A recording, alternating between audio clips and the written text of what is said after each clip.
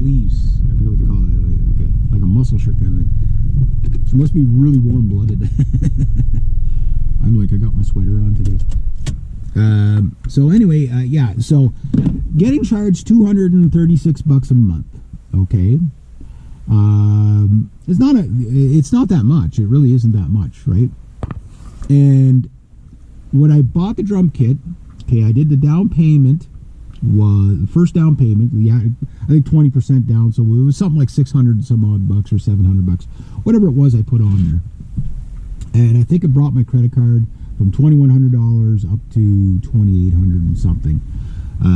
So that's where I was starting from, right? And the minimum monthly payment I think was like 150 some odd bucks at $2,800 debt. So I was like, well, that's fine, because if I put $200 a month on there, the card will probably, because you have to subtract the interest, which would at that time was probably about $30, 30 some odd bucks. I'd have to look at my credit card statement to see what it was, but we'll say it's $30, give or take.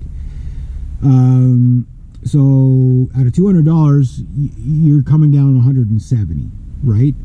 But you're going up 240 each month. So I calculated it at that point, I would see an increase.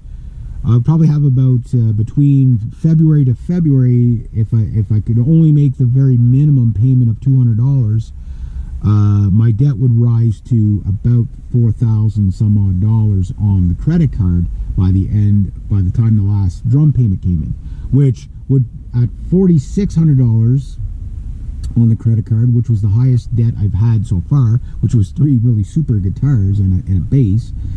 That was the Jackson Flying V, my 2 Mark Holcomb guitars, and or the remainder of the Jackson Flying V, my 2 Mark Holcomb guitars, and the bass, right? And that brought me up to $4,600, and I think my minimum monthly payment at that was something like $300 or like $299. It was like just about, we'll say $300. Right? So that means if I let the debt climb, the minimum monthly payment goes up. So I knew my first minimum monthly payment was going to just about zero out, because I was going to put $400 on there, and I did. And then I put $460. Now I'm going to try to put $500. So that means there's 3 months out of the 12 months that the debt on the credit card is coming down, not going up. And that means even from this point on, it still would work out so that my minimum monthly payments would probably not exceed $200 a month. It's just, if you do the very minimum monthly payments, it takes years and years and years to pay it off. That's why I never do the minimum monthlies, right? So that said,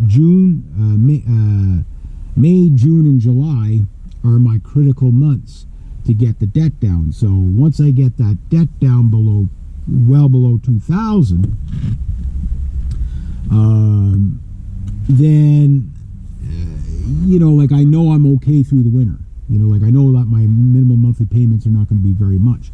So the lower the minimum monthly payment, the less I have to save up to get through the winter, right? So take the hit now is what I'm saying. But that said, I don't want to do what I did last year, where I was paying so much on the credit card that I actually, this time last year, I was absolutely out of money, because I spent all my money on paying down my debt. And I locked myself up in June, where I almost didn't even have money for gas. And then I, was going to get that trailer off my buddy. And what ended up happening was, I had to sell it back to him, because I was just way in over my head, right? And it was an extra $1,800 that I just couldn't do. I had it about half paid off, so I just couldn't do it, right? Like I just couldn't do it. So anyway, I got the money back from that, and then by the end of June, that's when pretty much all the money comes in. There's some clients that only pay me once a month, right? So, which is fine. It's just the deal way we got it worked out. Works for them, works for me, whatever. Other clients pay me by the day, whatever. But you can never count your chickens before they hatch. Why? Because you get rain and stuff. Right? So even if I won't get a full 6 hours in today, but even if I can get like 4 hours, I'd be happy with that. That would get me over the $400 mark without tapping into, so if I don't make the $500 this month, it'd be nice if I do, but if I don't, it's not the end of the world. I'm not going to take out of my savings too much to make that happen, because then I end up where I was last year. So it's like, okay, if 360 is all I can put on the card this month, out of, I've already exceeded the $200. So, the debt's still going to go down. It's not going to go up. So the cool part is that I'm still on track. It's just, I'd like to get ahead of that track. You know what I mean? So, but that's the thing when you're dealing with your finances. I'm one of those guys. Some people say, Reg, you don't even know what finances are. You got like virtually no debt and whatever. But it doesn't matter when you scale things out. My income versus somebody who makes. It was like my buddy. This was back in the 90s, and he was making really good money, like $100 and some odd $1,000 a year.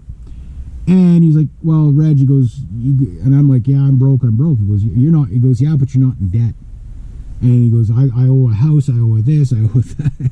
He goes, you actually have more money than me. It's just, the debt's different, right? So I get what he's saying now, because the debt. But at the time, I did have a loan at the time.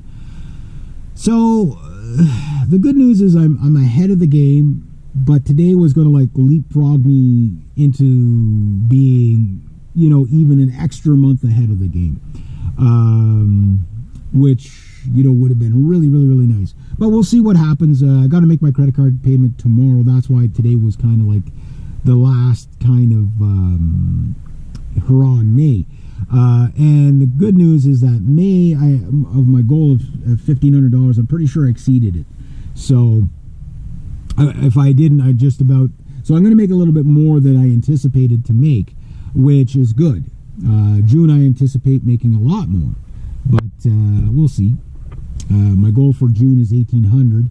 I usually fare between 16 and 1,800, and this month I think I'm going to be around 17 to 1,800. So again, an extra $300 ahead helps me out in many different areas. Because remember, I still got my the big hit that I got coming is going to be all my insurances for all the vehicles, right?